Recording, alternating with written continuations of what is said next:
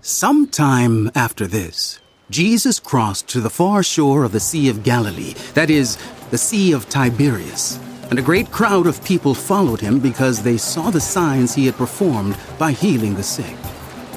Then Jesus went up on a mountainside and sat down with his disciples. The Jewish Passover festival was near, and when Jesus looked up and saw a great crowd coming toward him, he said to Philip, "Where shall we buy bread for these people to eat?" He asked this only to test him, for he already had in mind what he was going to do. Philip answered him, It would take almost a year's wages to buy enough bread for each one to have a bite. Another of his disciples, Andrew, Simon Peter's brother, spoke up. "Here's a boy with 5 small barley loaves and 2 small fish. But how far will they go among so many?" And Jesus said, "Have the people sit down." There was plenty of grass in that place, and they sat down. About 5,000 men were there. Jesus then took the loaves, gave thanks, and distributed to those who were seated as much as they wanted. He did the same with the fish. When they had all had enough to eat, he said to his disciples, "Gather the pieces that are left over. Let nothing be wasted." So they gathered them and filled 12 baskets with the pieces of the 5 barley loaves left over by those who had eaten. After the people saw the sign Jesus performed, they began to say, "Surely this is the prophet who is to come into the world." Jesus, knowing that they intended to come and make him king by force, withdrew again to a mountain by himself. When evening came, his disciples went down to the lake, where they got into a boat and set off across the lake for Capernaum. By now it was dark, and Jesus had not yet joined them. Strong wind was blowing, and the waters grew rough.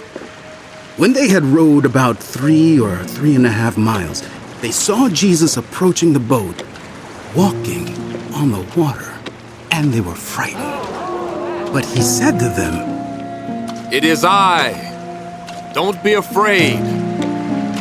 Then they were willing to take him into the boat, and immediately the boat reached the shore where they were heading.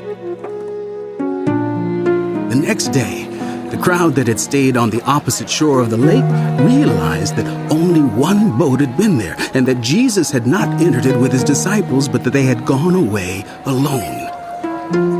Then some boats from Tiberias landed near the place where the people had eaten the bread after the Lord had given thanks. And once the crowd realized that neither Jesus nor his disciples were there, they got into the boats and went to Capernaum in search of Jesus. When they found him on the other side of the lake, they asked him, "Rabbi, when did you get here?" Jesus answered, "Very truly, I tell you, you are looking for me not because you saw the signs I performed, but because you ate the loaves and had your fill. Do not work for food that spoils, but for food that endures to eternal life, which the Son of Man will give you. On him, God the Father has placed his seal of approval." Then they asked him, "What must we do to do the works God requires?" and Jesus answered, The work of God is this, to believe in the one he has sent. So they asked him, "What sign then will you give, that we may see it and believe you? What will you do?" Our ancestors ate the manna in the wilderness, as it is written. He gave them bread from heaven to eat. Jesus said to them, Very truly, I tell you, it is not Moses who has given you the bread from heaven, but it is my Father who gives you the true bread from heaven. For the bread of God is the bread that comes down from heaven and gives life to the world. "Sir," they said. "always give us this bread." Then Jesus declared, I am the bread of life. Whoever comes to me will never go hungry, and whoever believes in me will never be thirsty. But, as I told you, you have seen me, and still you do not believe.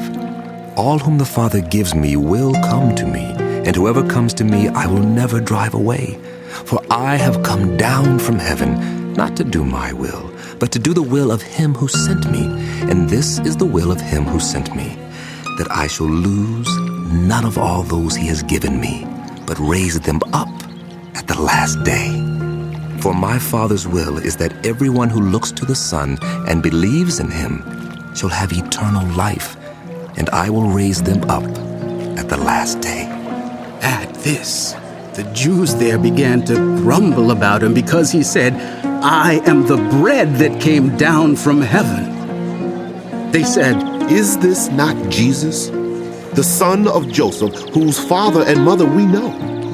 How can he now say, I came down from heaven? Stop grumbling among yourselves. Jesus answered, No one can come to me unless the Father who sent me draws them, and I will raise them up at the last day. It is written in the prophets, they will all be taught by God. Everyone who has heard the Father and learned from him comes to me. No one has seen the Father except the one who is from God. Only he has seen the Father. Very truly I tell you, whoever believes has eternal life. I am the bread of life. Your ancestors ate the manna in the wilderness, yet they died. But here is the bread that comes down from heaven, which people may eat and not die. I am the living bread that came down from heaven. Whoever eats of this bread will live forever. This bread is my flesh, which I will give for the life of the world. Then the Jews began to argue sharply among themselves. How can this man give us his flesh to eat? Jesus said to them, Very truly I tell you, unless you eat the flesh of the Son of Man and drink his blood, you have no life in you. Whoever eats my flesh and drinks my blood has eternal life, and I will raise them up at the last day. For my flesh is real food, and my blood is real drink. Whoever eats my flesh and drinks my blood remains in me, and I in them. Just as the living Father sent me, and I live because of the Father, so the one who feeds on me will live because of me. This is the bread that came down from heaven. Your ancestors ate manna and died, but whoever feeds on this bread will live forever. He said this while teaching in the synagogue in Capernaum. On hearing it, many of his disciples said, This is a hard teaching. Who can accept it? Aware that his disciples were grumbling about this, Jesus said to them, Does this offend you? Then what if you see the Son of Man ascend to where he was before? The Spirit gives life. The flesh counts for nothing. The words I've spoken to you, they are full of the Spirit and life. Yet there are some of you who do not believe. For Jesus had known from the beginning which of them did not believe and who would betray him. He went on to say, This is why I told you that no one can come to me unless the Father has enabled them. From this time, many of his disciples turned back and no longer followed him. You do not want to leave too, do you? Jesus asked the 12. Simon Peter answered him, Lord, to whom shall we go? You have the words of eternal life. We have come to believe and to know that you are the Holy One of God. Then Jesus replied, Have I not chosen you? The 12. Yet one of you is a devil.